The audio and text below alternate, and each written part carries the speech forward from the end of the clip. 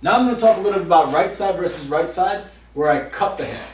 In a previous segment, we did right side versus right side, squeezing my opponent's power hand in order to control. Okay? So now instead of grabbing between the shoulder and the wrist by the elbow, I'm going to grab down to the sleeve. Okay? The difference between these two grips is intent. Right? When I grab low on the sleeve, my intent is to cut this hand off the gi. Right now though, if he grabs really tight, it's going to be very difficult for me to just adjust and cut this hand, because my hand is not in an optimal cutting position. So, right side versus right side, I'm doing my judo in this position, but George is very, very strong. He's a flat, he's a very seasoned judoka, and I don't really feel comfortable being in this position here. Right? Maybe I have a little bit of an advantage, but that advantage is not enough to overcome our skill gap. So, I'm going to look to cut this hand off completely. Okay? A lot of the times you see in jiu-jitsu, people will come here and take the two hands off, and a long time ago, this was something that judo people did all the time. Now, according to the rule sets, you can't really do it, and truthfully, I don't really like having 2 versus 2 and releasing the grip that I already have in order to escape and go away from the technique. Right? It's not really something that I really like to do. And someone who's very, very good, who goes to break with 2 hands, go ahead, break with 2 hands, can sort of do this situation. And now I have 1 hand and he has none, right? So this is sort of a problem. So when I look to cut this hand, I want to do it using 1 hand, okay? So same idea as collecting the material to the side and creating this tight tension across the arm. I'm going to do the same thing lower by the sleeve. And I go across, make this handle, and then I pin so that there's this tight band across the wrist, and now I'm going to look to cut. Oh, it doesn't come off. Right? So, shoulder roll position. So now I'm in a little bit more of an optimal pushing position. Okay? Before I was pushing up here, now I'm pushing down here in a stronger range of motion.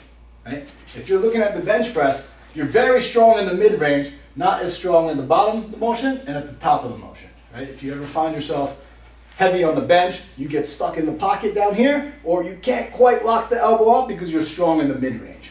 I want to put George's hand in the mid-range where I'm the strongest.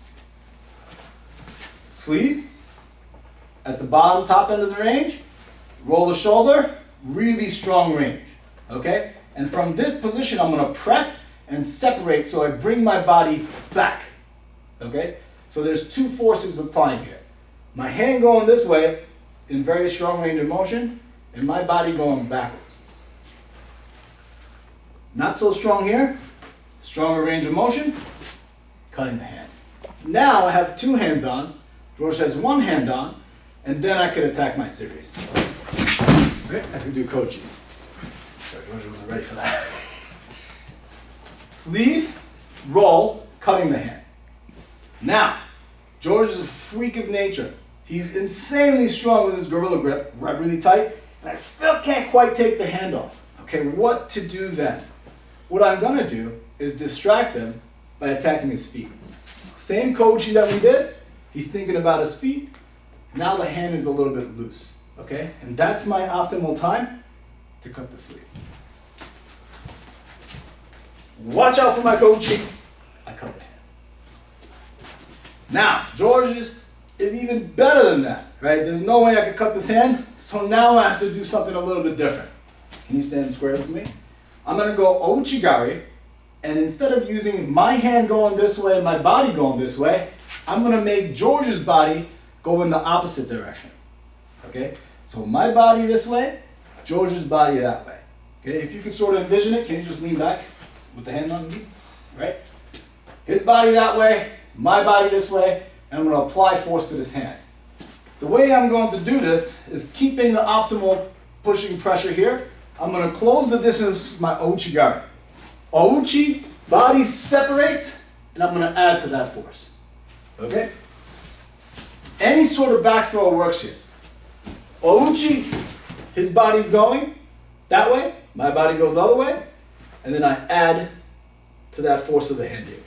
And now I'm in great position to do all my judo attacks here. Okay? What's great when you have this hand is you could parlay this into a lot of other techniques because there's nothing controlling my upper body. Okay? You go on drag here. Simply go sode. Ippon seinagi. If I have the lapel, even better. Kouchi here, tatoshi.